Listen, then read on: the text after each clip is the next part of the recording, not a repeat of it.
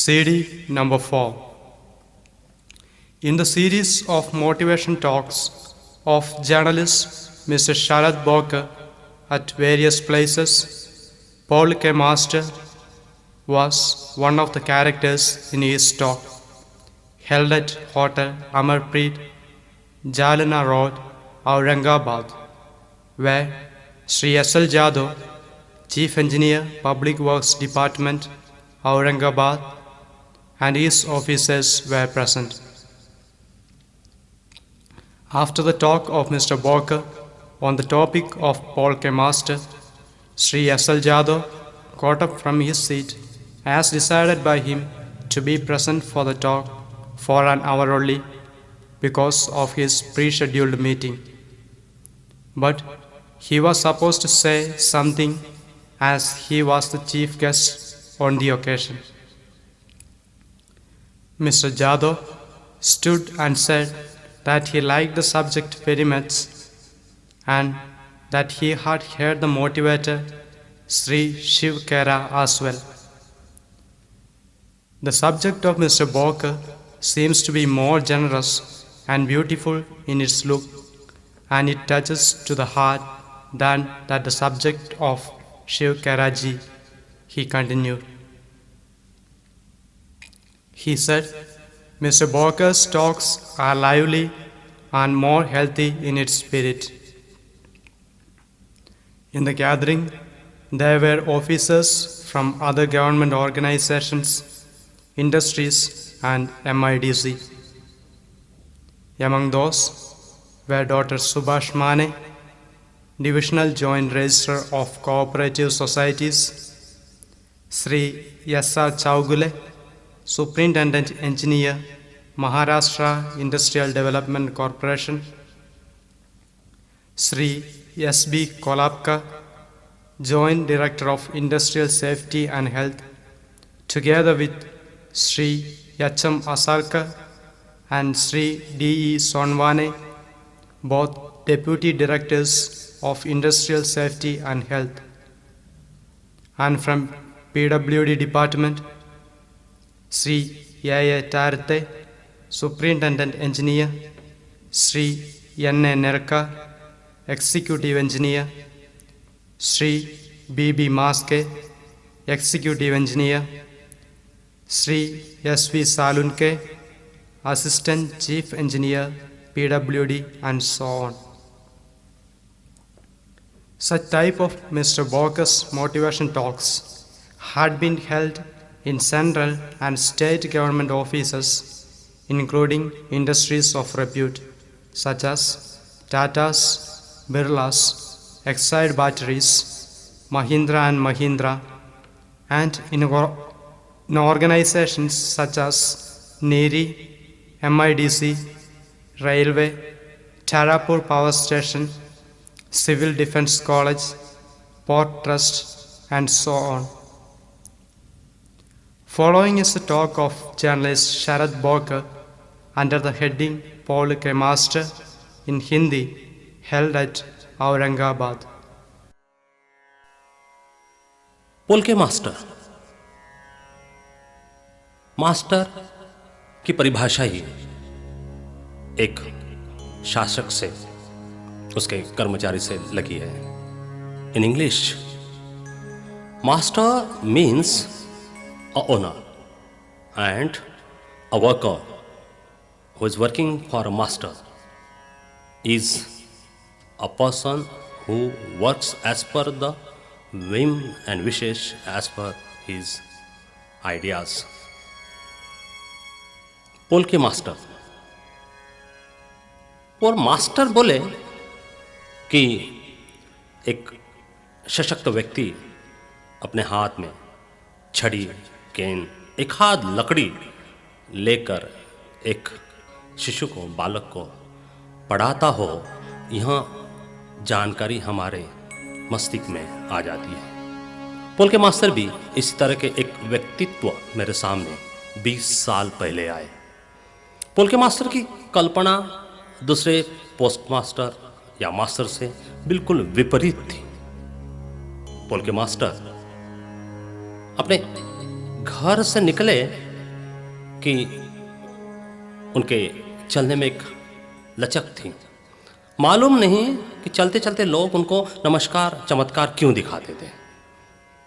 ये पोल के मास्टर का कर्तृत्व मेरे ध्यान में एक बार रास्ते पे आया। इस साधारण व्यक्ति को कार से जाने वाला व्यक्ति भी नमस्कार क्यों करता है, इस पर मेरी जानकारी लेने की एक शिक्षा शुरू होगी। मैं पोल के मास्टर के साथ साथ उनके उस परिक्षेत्र में गया जहां वो मास्टर करके कार्य करते थे। पोल के मास्टर अपने कुर्सी पे बैठ गए कि कुर्सी में बैठते ही पूरा हॉल, पूरा हो काम करने का जगह शांत सी हो जाती थी। फिर थोड़ी देर के बाद पोल के मास्टर ही किसी विषय को लेके बात शुरू कर देते थे, तब उन लोगों का काम शुरू होता था। पोल के मास्टर का विद्वत्ता की कल्पना करना हमारे विचार से कहीं गुना अधिक है। पोल के मास्टर के सभी विषय पक्के थे। गणित, science, sociology, history, psychology, social science, समाज की वो कल्पना जहां किसी विषय ने अभी तक के जन्म तक नहीं लिया। पोल के मास्टर का अपने आप पर एक विश्वास था। पोल के मास्टर जब भी कोई काम अपने हाथ में लेते थे तो उसे पूरा करके ही वहाँ उसके बाद दूसरे काम को हाथ में लेते थे। उस जमाने का मास्टर का पहराव बोला तो एक धोतर, उसके पे एक शर्ट, खादी शर्ट, खादी की धोती और एक टोपी। या किसी मास्टर की कल्पना बिना टोपी से भी हम कर सकते हैं। पोल के मास्टर का वैसा नहीं था। पोल के मास्टर फुल पैंट शर्टिंग करके अपने घर से निकलते थे। वे हमेशा ही शर्टिंग करके आपके सामने दिखाई देते थे। पोल के मास्टर का कपड़ा कभी 8 दिन के बाद धोने जाएगा, यह कल्पना आप करो मत। पोल के मास्टर के कपड़े रोज प्रेस करके आपके नजर में आते थे। यहां तक कि उनकी की हुई प्रेस शाम देर तक किनार वैसी की वैसी ही रहती थी। पोल के मास्टर का एक बार काम शुरू हो गया कि एक विचार, कल्पना, एक लय उस दफ्तर में आ जाती थी। पोल के मास्टर का एक नयापन था। मास्टर बोले तो मास्टर की कल्पना ऐसी होती कि एक हाथ लड़की यदि उन्होंने देखी तो मास्टर उसे बोलेगा कि आपने बिंदिया बराबर नहीं लगाई, आपने अपनी चोटी बराबर नहीं डाली, ये लड़की में ये अवगुण है, ये लड़का बात बराबर नहीं करता, या ये लड़का आज ठीक से बात नहीं कर पाया। पोल के मास्टर का विपरीत कल्पना थी। वे किसी लड़की को देखते थे तो उसके सौंदर्य के बारे में बात करते थे। पोल के मास्टर किसी लड़के की अच्छाई का गुण गाते थे। पोल के मास्टर किसी भी चीज में अवगुण के बदली गुण देखना अधिक पसंद करते थे। एक बार एक लड़की दफ्तर में आई। दफ्तर में आने के बाद वो किसी क्लर्क के पास गई जहां से उसको स्टैंप लेना था। उसने स्टैंप लिया और थोड़ी देर के लिए वहीं खड़ी रही। शायद उसे कोई मिलने आने वाला होगा या उसे फ़ोन करना होगा पोस्ट ऑफिस से, या कोई विचार में वो वहाँ रुक गई। थोड़ी देर के बाद वो जो क्लर्क था वो उस लड़की की तरफ देखने लग गया। उसने पूछा, आपको और कुछ चाहिए? तो लड़की ने जवाब दिया, यानी बाहर बरसात हो रही है करके मैं रुकी हूं, आप देख नहीं पाए। क्लर्क ने कहा बरसात से मेरा संबंध मेरा दफ्तर बंद होने के बाद शुरू होगा। बराबर है। क्लर्क को बरसात हो रही की कल्पना ही नहीं थी और उसे 5 बजे तक ऑफिस में काम करना है, तो बरसात आने से उसका कोई संबंध नहीं। लेकिन लड़की को ऐसा लगा कि शायद मैं यहां खड़ी हूं करके इस क्लर्क को परेशानी हो रही होगी, या इस क्लर्क को यह महसूस हुआ कि मुझे और कुछ टाइम चाहिए या मेरा और कोई काम उस क्लर्क से है। इसलिए वो लड़की ने बोला कि बाहर बरसात शुरू है। क्लर्क ने जवाब दिया मेरे को बरसात से कोई संबंध नहीं है, 5 बजे के बाद मुझे घर जाना है। पोल के मास्टर देख रहे थे। पोल के मास्टर के विचारों में वो कल्पना आ गई कि लड़की हमारे क्लर्क को बरसात बता रही है और मेरा क्लर्क उस लड़की से बराबर बात कर नहीं रहा है। एक 3-4 दिन के बाद वो लड़की फिर उस दफ्तर में आई और उसने कुछ चीज उस क्लर्क को मांगी, तो क्लर्क का ध्यान कुछ और था और वो लड़की ने पोस्टमास्टर पोल के साहब के पास आके कहा कि आपका क्लर्क मुझे अटेंड करता नहीं है। पोल के मास्टर ने लड़की को कहा आप वहां खड़े हो जाइए, 2 मिनट के बाद उसका अपना काम खत्म होते ही वो आपको अटेंड करेगा। वो वहां फिर चले गई। चले जाने के बाद वो क्लर्क को पोल के मास्टर ने कहा अरे भाई पहले वो मैडम को क्या चाहिए वो देखिए। वो क्लर्क ने उसको क्या जो स्टैंप होना था वो काम कर दिया और वो लड़की वहां से निकल पड़ी। पोल के मास्टर उस क्लर्क को कहने लगे अरे भाई इतने यंग एज में आपको लड़की के साथ बात भी करना नहीं आता, जरा सीखो। वो लड़की कंप्लेंट कर रही थी तुम्हारी कि आप उसको अटेंड नहीं कर सकते। अरे हमारे जमाने में लड़की यदि खिड़की पे आई तो हम दूसरे को छोड़ के उसको अटेंड करते थे, और आज के लड़के। वो क्लर्क को अपनी गलत कृति ध्यान में आ गई। उसने कहा नहीं सर, ये हमेशा ये खिड़की पे आके खड़ी हो जाती है और बिना किसी काम की वजह से 15 मिनट 5 मिनट 10 मिनट वहां अपनी स्वस्थ खड़ी होती है। इसलिए मुझे लगा कि शायद आज भी वो किसी दूसरे काम से आई है और मेरे खिड़की के पास वो खड़ी। बोल के मास्टर ने कहा अरे भाई हम पोस्ट ऑफिस में काम करते हैं, कोई भी आगंतुक यदि हमारे पोस्ट ऑफिस में आता है तो हमारा कर्तव्य है उसे पहले अटेंड करना चाहिए। अरे वो गांधी जी की आपने वो कहावत नहीं पढ़ी, customer is most important person in our premises. हमने भी इसी तरह का बर्ताव लोगों के साथ करना चाहिए। पोस्टमास्टर पोल के मास्टर की शब्दों में कल्पना से लेके विचार, विचार से लेके नेचुरल गिफ्ट, नेचुरल गिफ्ट से लेकर समाज प्रबोधन, समाज प्रबोधन से लेकर एक हास्य, एक खुशी का फवारा, और उनके कृति में हमेशा समाज सेवा दिखती थी। एक बार एक आदमी पोल के मास्टर के पास आया और उसने कहा पोल के मास्टर जी, आपके ये चंगू मंगू जो 2 जवान लड़के हैं वो मेरी चिट्ठी देते नहीं है। पोल के मास्टर ने उनको अंदर बुलाया, जहां वो एक पोस्ट ऑफिस में क्या होता है, सब तरफ एक खिड़कियां होती है और अंदर में एक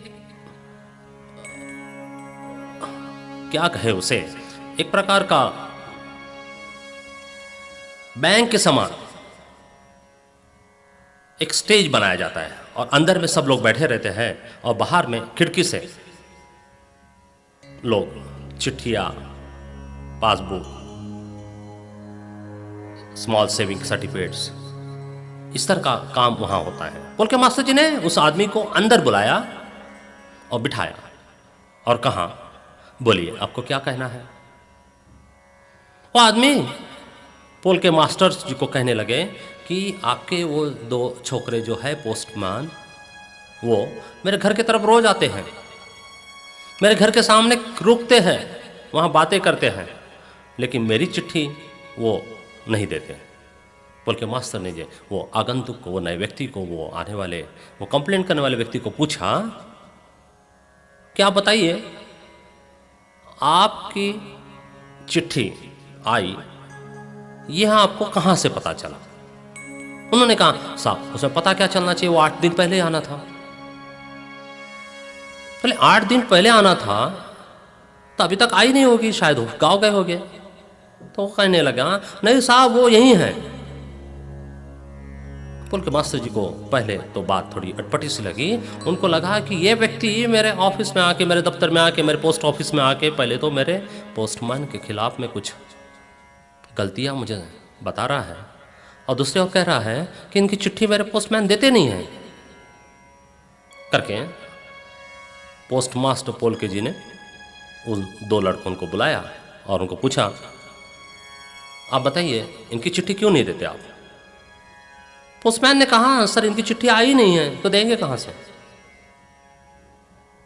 पोस्टमास्टर पोल के मास्टर जी ने उस व्यक्ति को कहा, देखिए पोस्ट ऑफिस का काम दूसरे दफ्तरों से अलग होता है।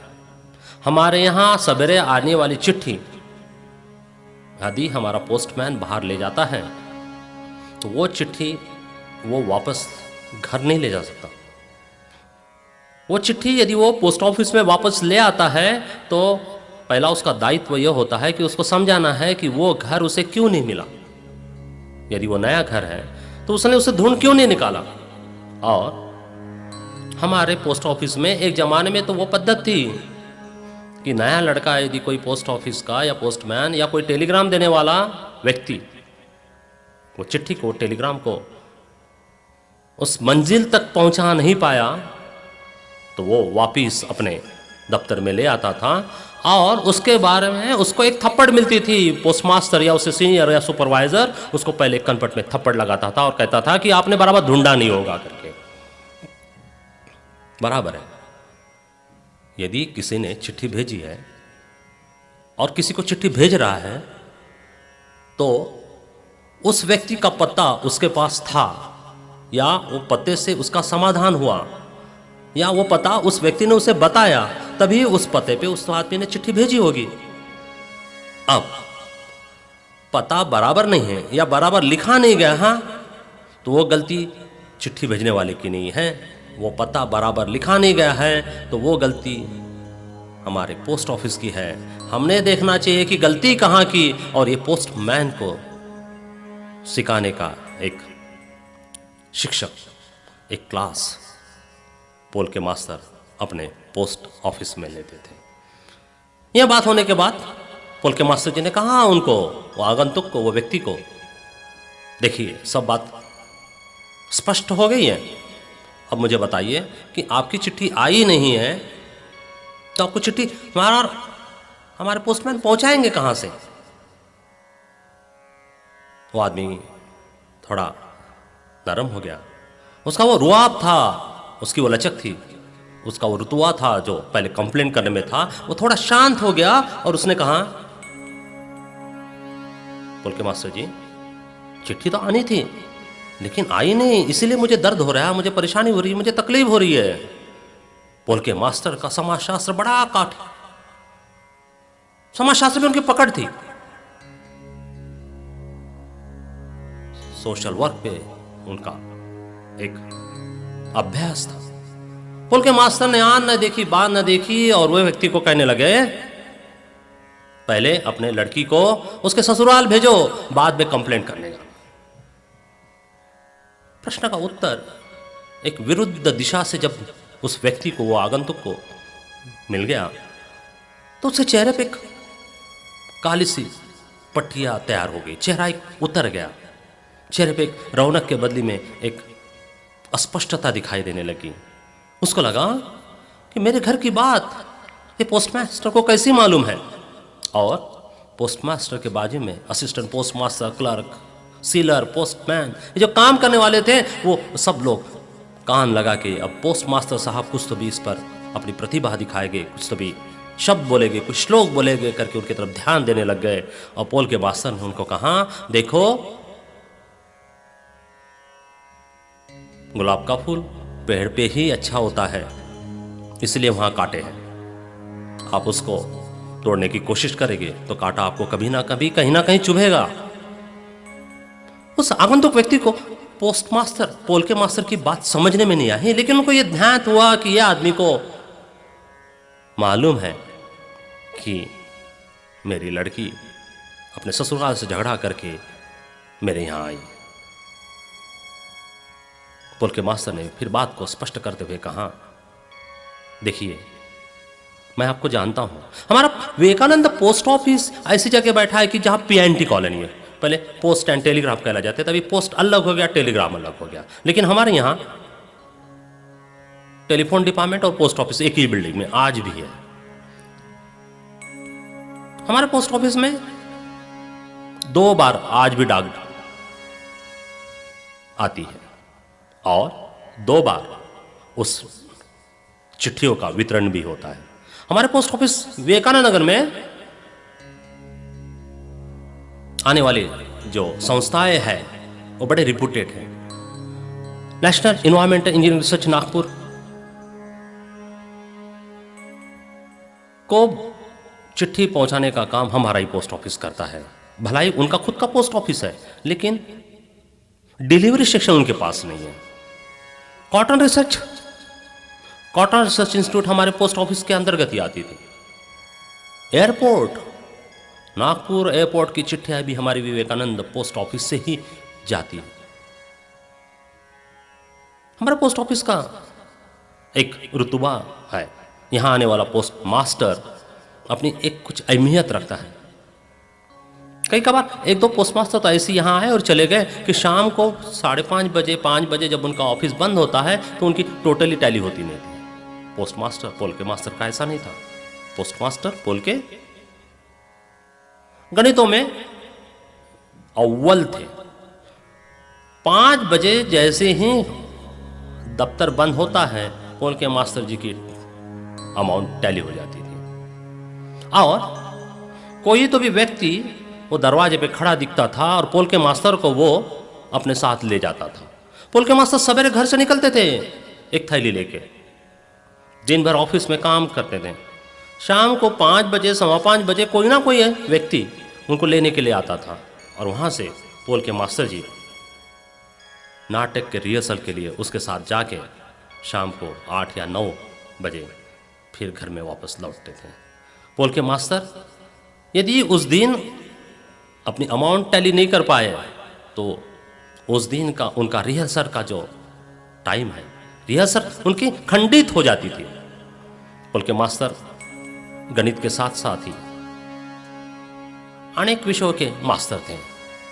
प्रवर्ब, कोई कहावत, कोई विचार उनके शब्दों में, उनके ओठों पे लय तरंग के समान चलता था।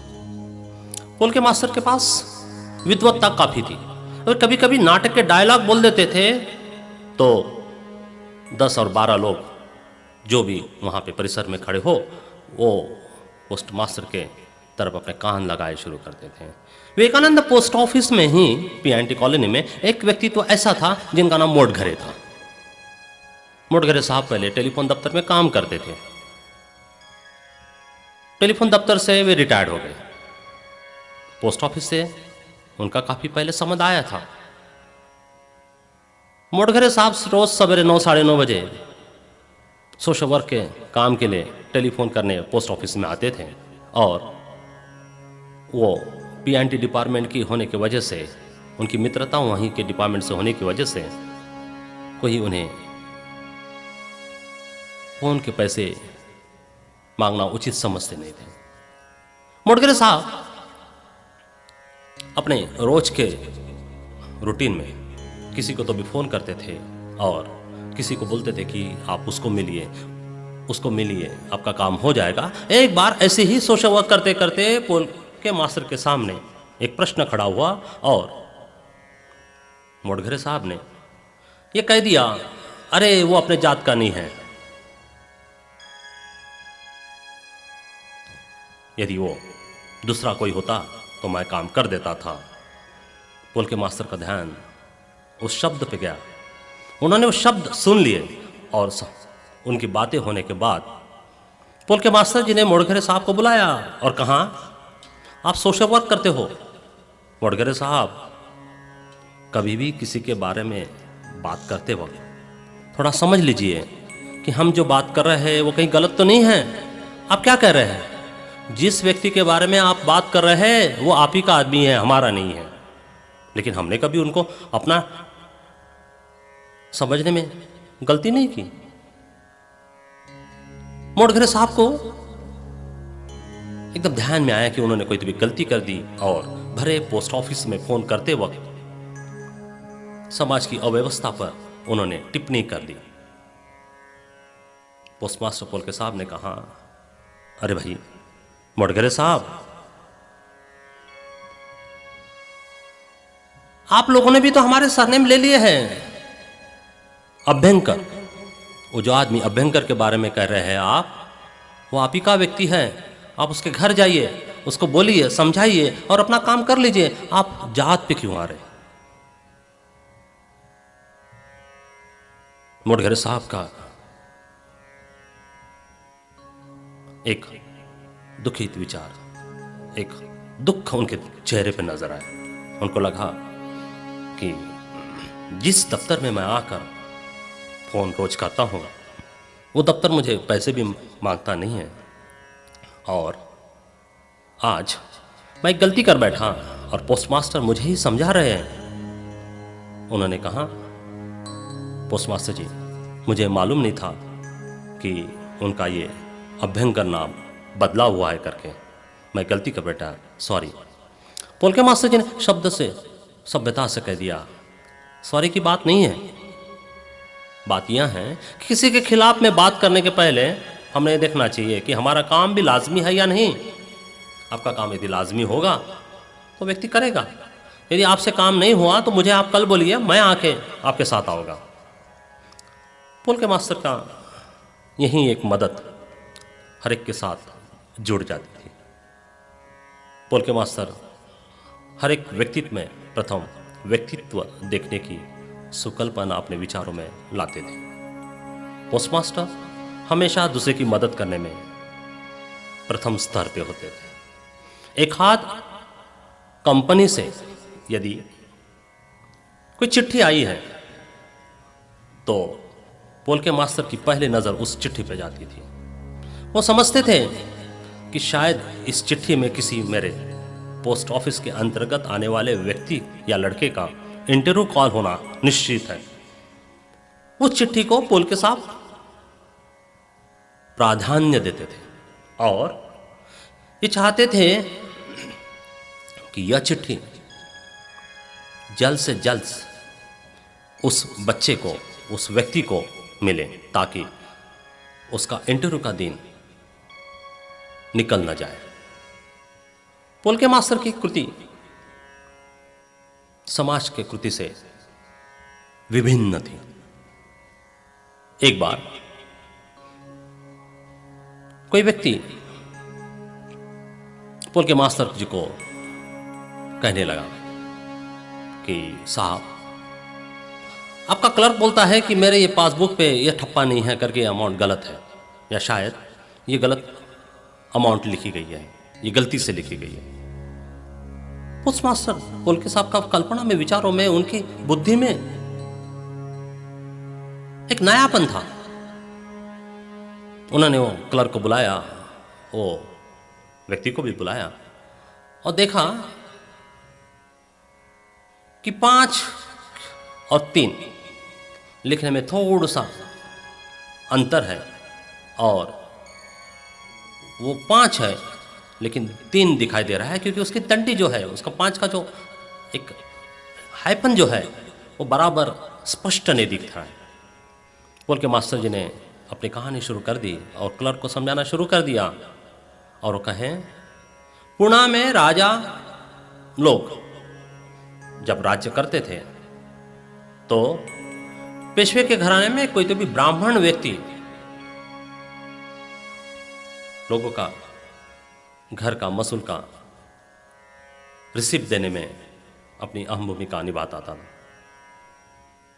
वो आदमी, वो कारकुन, पेपर बराबर है, छाननी बराबर हुई है, वो व्यक्ति जो घर बेचने वाला है, जो व्यक्ति घर लेने वाला है, या किसी एक की बकरी या भैंस, गाय बेचने वाला और लेने वाला दोनों संबंधित व्यक्ति जिनाइन है। और सही में बकरी, गैया, भैंस एक व्यक्ति से दूसरे की तरफ गई है।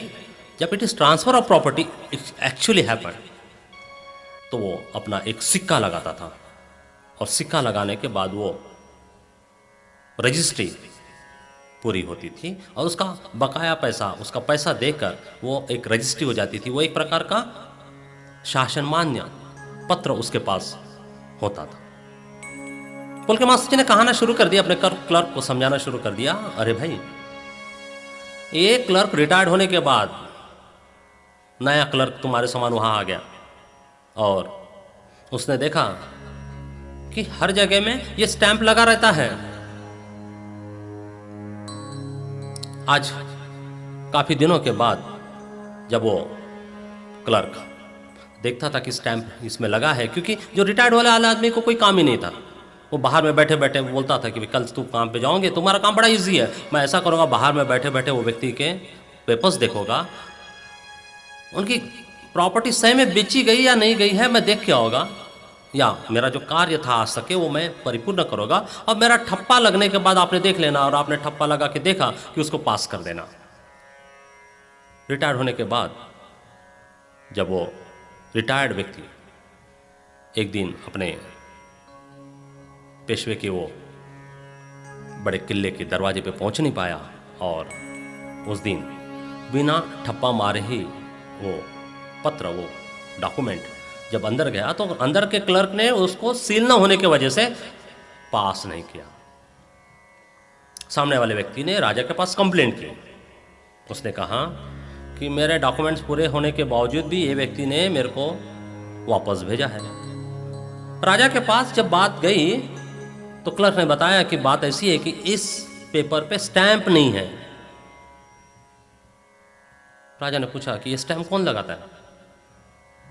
क्लर्क ने बोला, ये मुझे मालूम नहीं है कौन लगाता है, लेकिन ये स्टैंप जब होता है तब मैं इसको पास करता हूं। और बाद में पता चला कि स्टैंप मारने वाला व्यक्ति कोई नहीं था। ये आदमी जब नौकरी करता था तब उसको मालूम नहीं था काम कैसा करे। रिटायर्ड जो आदमी हो गया उसने बताया था कि पेपर्स बराबर है या नहीं, ये मैं दाखिले पे वहीं बाहर में देखते जाऊंगा, और उसमें परिपूर्णता हो गई इसलिए अपना स्टैंप लगाऊंगा। आपको कुछ करना नहीं है। गवर्नमेंट ऑफिस में यही काम होता है। ब्रिटिश सरकार से लेके आज तक के जो पद्धत चली उसी पद्धत को हमने आगे बढ़ाया है। हमने उसमें कभी नयापन नहीं देखा है। पुल के मास्टर का वैसा नहीं था। पुल के मास्टर के पास बैठते बैठते मैंने एक बार महार बटालियन की बात सुनी। पुल के मास्टर ने बताया, महार बटालियन शब्द कितना पावरफुल है, कितनी ताकत है। जिस व्यक्ति को बटालियन शब्द मालूम ही नहीं था और उसमें महार शब्द डालने के बाद यह मेरे ध्यान में कभी नहीं आया कि महार बटालियन पर बताने के लिए पुल के मास्टर इतने अग्रसर क्यों हैं, क्या कहना चाहते हैं। पुल के मास्टर ने एक बार किसी बात को समझाने के लिए एक बटालियन की बात कही और उन्होंने कहा कि एक जमाने में महार व्यक्ति मिलिट्री में लिया जाता नहीं था और महार व्यक्ति को ऐसा लगता था कि मैं समाज सेवा नहीं कर पाया, मुझे मिलिट्री में लिया नहीं जाता, मेरे तरफ लोग अछूत नजर से देखते हैं करके महार व्यक्ति ने, महार जवान लड़कों ने हमारे कमांडेंट के पास एक चिट्ठी लिखी, एक एप्लीकेशन दी और कहा उनको कि हम जवान लड़के बटालियन में भर्ती होना चाहते हैं। काफी कोशिश के बाद सरकार के पास नजर में आया कि हमने भी इन लोगों की एक बटालियन बनाना चाहिए। तो महार बटालियन करके एक रेजिमेंट बनाया गया और जब महार रेजिमेंट का नाम निकलता था तो दुश्मन के छक्के उड़ जाते थे। कोई भी बात को समझाने के लिए जब भी पोल के मास्टर कहते थे तो वो कल्पना और विचार और वो कल्पना के परे विचार देने की अपनी बुद्धि आगे लाते थे। किसी व्यक्ति को गलत मत समझो, किसी व्यक्ति को कमजोर मत समझो, किसी व्यक्ति को नीचा मत दिखलाओ। ये विचार पोल के मास्टर के अपने विचार थे। एक बार तो किसी दो व्यक्ति में झगड़ा हो गया और पोस्ट ऑफिस में ही उनकी वो दो कल्पनाएं विभिन्नता से आपस में टकराने लगी। पोल के मास्टर ने अपने विचारों से दोनों को समझाया और कहने लगे, कहां हम लोग झगड़ा करते बैठते हैं आपस में। अरे भाई, जैन जहां के है वहीं की बौद्ध लोग हैं, दोनों का जन्म एक ही जगह हुआ है। जहां महावीर पैदा हुआ वहीं बौद्ध पैदा हुआ, लेकिन समानता के जगह हम असमानता लाने की कोशिश अधिक करते हैं। पोल के मास्टर जब एक बार बात कहना शुरू कर दे कि उनका पारायण शुरू हो जाता था। कोई भी आने वाले व्यक्ति के लिए वो व्यक्ति एक पंडित सा महसूस होता। एक बार पोल के मास्टर जी ने सत्यनारायण की कथा बताना अपने शब्दों में शुरू कर दी। पोल के मास्टर ने कहा, सत्यनारायण की कथा हमारे घर में आज भी होती है। सत्यनारायण की कथा में ब्राह्मणों ने प्रचार करने और अपने उपजीविका के लिए इस कथा को अपने बुद्धि से लिखा और बीमारी, भूखमरी, भाई भाई का झगड़ा, पति पत्नी में अशुंकता, पुत्र प्राप्ति तथा पुत्री के लिए वर जैसी साधारण समाज की अपनी व्यथा इस कथा में डालकर गरीब से गरीब वर्ग तक ब्राह्मण ने इस कथा से आम आदमी का परिचय कराया और वो ब्राह्मण व्यक्ति समाज के वो दलित व्यक्ति के घर जाकर उसके बहलाली के लिए मंत्र उपचार करता था। लेकिन सत्यनारायण कथा को हमने विपरीत कल्पना दे दी। अरे भाई, जो ब्राह्मण व्यक्ति को हम आज बुरा कहते हैं वही ब्राह्मण व्यक्ति ने एक जमाने में आपके घर आकर आपके खुशहाली के लिए, आपके बढ़ती के लिए भगवान को प्रार्थना की। आपके चौखट में वो आता था, वो सीधा खाता था, वो अपने घर नहीं लेके जाता था, वो यहाँ आपके यहाँ खाना नहीं खाता। ये बात अलग है। शायद हो सकता है उसका लगता होगा कि मैं इनके घर खाना खा लिया तो मेरा ही पेट भरेगा, और यदि मैं सीधा लेके गया तो मेरे भाई, बच्चे, बीबी सब खाना खाएंगे। इसलिए शायद वो सीधा की बात आई होगी और दोनों के झगड़ों में विपरीतता का पोल के मास्टर जी ने एक नई कल्पना दे दी।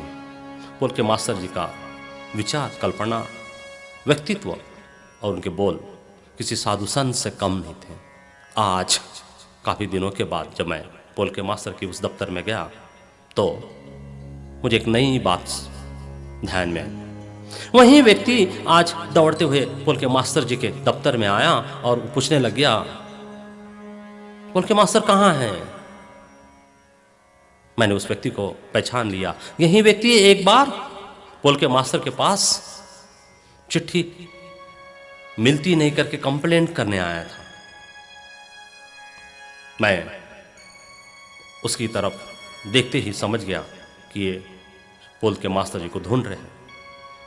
किसी के ही दफ्तर के आदमी ने बताया कि पोस्ट मास्टर पोलके साहब अभी रिटायर्ड हो गए। उस व्यक्ति को पोलके मास्टर रिटायर्ड होने का दर्द कितना हुआ ये मैं जान सका। उस व्यक्ति को लगा, अरे भाई, पोलके मास्टर जी के पास एक बार आने के बाद उन्होंने मुझे कहा था कि अपनी लड़की को पहले अपने ससुराल भेजो, उसके ससुराल में जाने के बाद ही और फिर आपको दर्द और ये चिट्ठी लिखने का और चिट्ठी न मिलने की कंप्लेंट, ये विचार, ये दुख कम हो जाएगा। उसी पोलके मास्टर की बात सुनकर मैंने मेरी लड़की को ससुराल भेजा। वहां भी खुश है, आज उसको बेटा हुआ, मैं दादा बन गया हूं। आज सबसे पहले मिठाई मुझे पोलके मास्टर जी को देने की है। लेकिन पोलके मास्टर आज रिटायर्ड हुए। आज के दफ्तर में भी कोई ऐसे व्यक्तित्व जब नजर आता है तो आप उसको देखिए, उसी को वहीं पे परखने की कोशिश कीजिए, उसका रूप समझने की चेष्टा कीजिए और आप देखिए कि आपका काम जो होता है वो कितना सुलभ हो जाता है। आप यदि किसी व्यक्ति से विरुद्ध दिशा से उलझ पड़े तो काम एक तरफ होता है, उलझना एक तरफ हो जाता है। कल्पना को नई दिशा देने की कल्पना पहले अपने अंदर प्रवृत्त करने में अपना विश्वास होना चाहिए। पोलके मास्टर आज रिटायर्ड हो गए।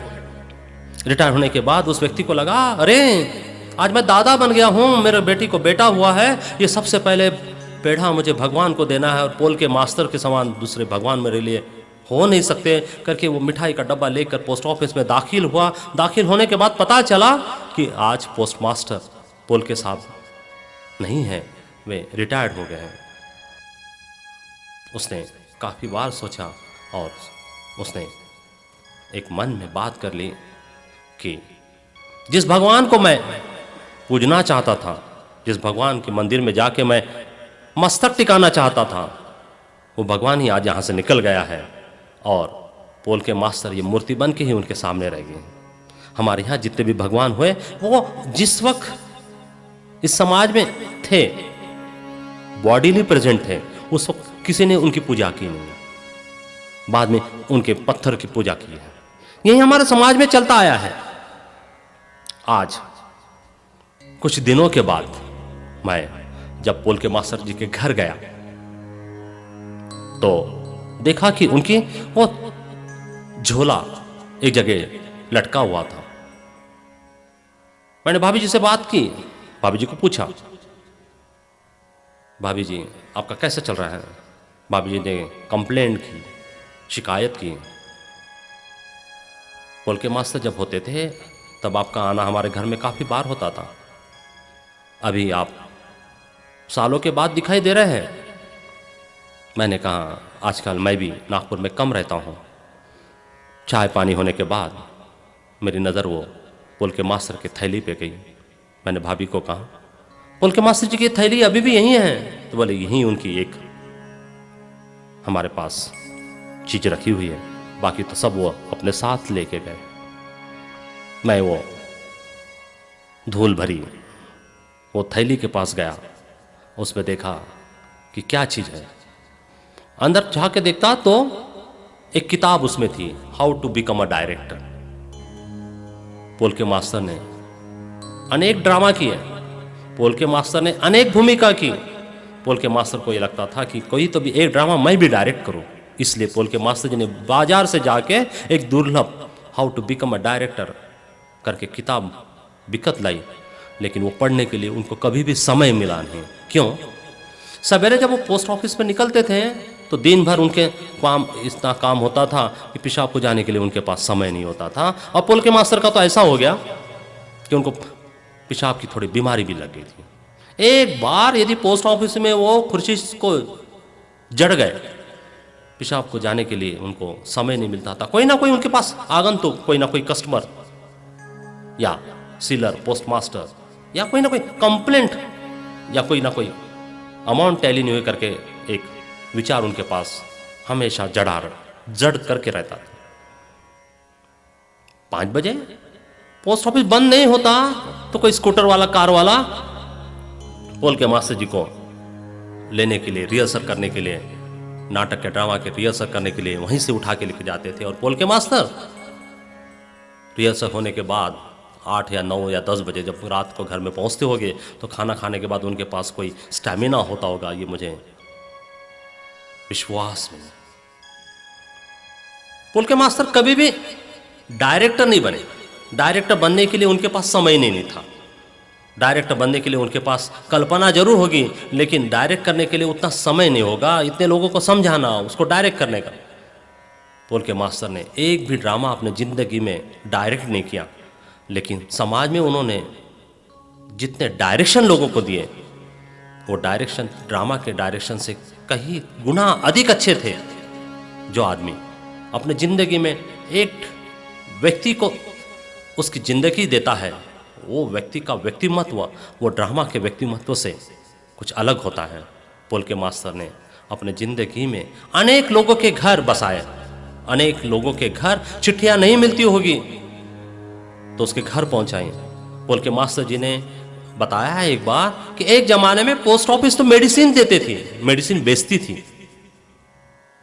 एक जमाने में पोस्टमैन की वो अहमियत थी कि एक आधे गांव में यदि एक पोस्टमैन चिट्ठी लेके जाता था तो वो बूढ़ी मां को चिट्ठी पढ़कर सुनाता था। चिट्ठी में लिखा रहता था कि लड़की को आदमी ने मार आकर के उसको जख्म हुई और वो अभी मेडिकल हॉस्पिटल में, कोई हॉस्पिटल में भर्ती हुई है। दवाखाने में भर्ती हुई लड़की के बारे में जब जानकारी वो चिट्ठी के थ्रू पोस्टमैन तक के पहुंचती थी, और पोस्टमैन जब समझाता था तो मां को ये नहीं बताता था कि आपकी लड़की की तबीयत ठीक नहीं करके, वो इतना ही कहता था कि माँ जी चिट्ठी में लिखा है कि आपको जल्दी से जल्दी शहर में जाना है, आपको मिलने के लिए बुलाया। कहने का मतलब वो बूढ़ी माँ की धड़कन के उसका विचार होता था, वो धड़कन से वो उस धड़कन को समझता था, उसके दुख को वो भले भांति जानता था।